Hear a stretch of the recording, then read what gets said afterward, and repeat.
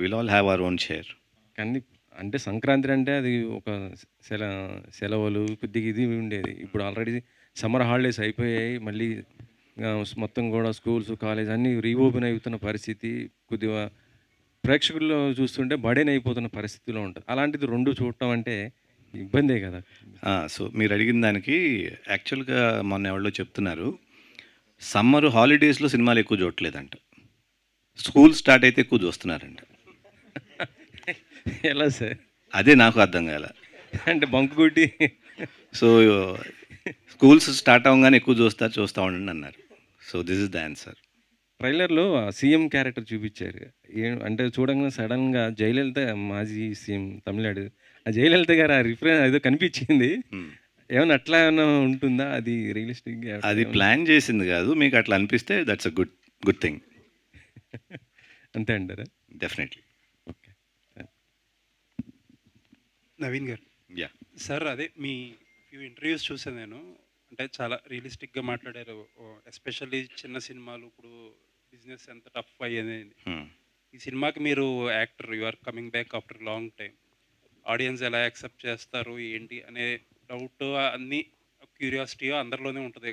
Quiet accept and business ఒక stress ఒకటి ఉంటుంది ప్రొడ్యూసర్‌గా. ఏంటి what exactly is going in your mind?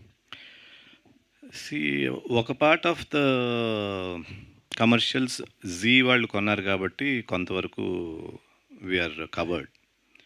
ఇంకా రెస్ట్ అంటారా మీరు అన్నట్టు యాంగ్జైటీ ఉంటుంది. ఎందుకంటే ఫస్ట్ ఆడియన్స్ ఎట్లా రిసీవ్ చేసుకుంటారు ఏంటి ఇది అనేది.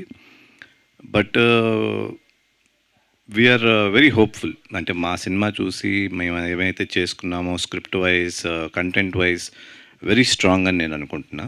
అది కనుక ఆడియన్స్కి కన్వే అయితే then we are through. Will be good. In fact Zee కూడా కొంచెం ఒక రకమైన సర్ప్రైజ్. ఎందుకంటే మనందరికీ తెలిసిందే మార్కెట్ ఈజ్ వెరీ టైట్. అవును, ఇప్పుడంతా most of it is going for pay per view. మన మట్టుగా అవుట్ రైట్గా కొన్నారు కాబట్టి ఫస్ట్ వాచ్ వాళ్ళే కాబట్టి ఈ సినిమా వాళ్ళకి నచ్చిందని అనుకోవటం and that's a good sign అనుకోవటం and we are more hopeful. All the best sir. Thank you so much.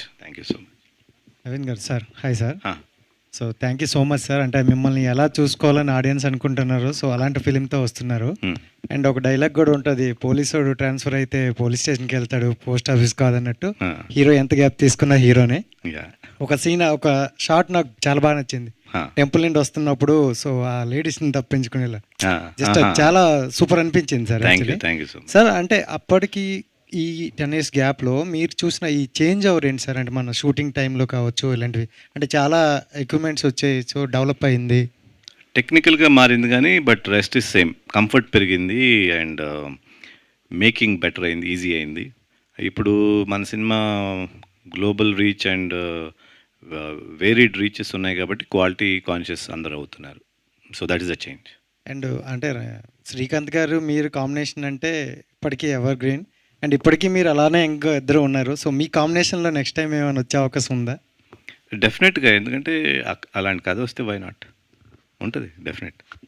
రాశి గారు, so first of all congrats. ఇది చాలాసేపు నేను చెప్పాలనుకోండి, ఎందుకంటే బిఫోర్ మీ ఫిల్మ్ చూసుకుంటే 3 Roses, సో డిఫరెంట్ అది. సో ఆ రోలు ఈ రోల్